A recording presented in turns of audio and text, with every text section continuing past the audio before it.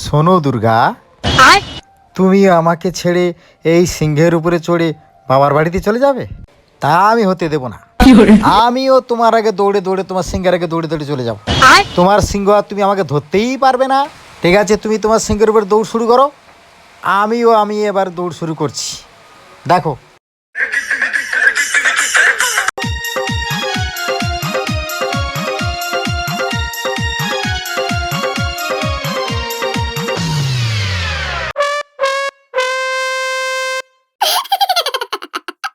ও বাবারে, ছুটতে পারেন রে, ওই স্যার, ওই বাবারে।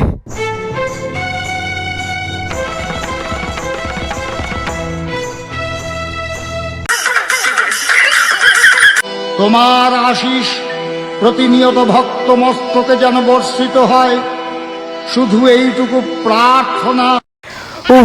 বম বাড়িয়ালো, ওর ছুটা যায়।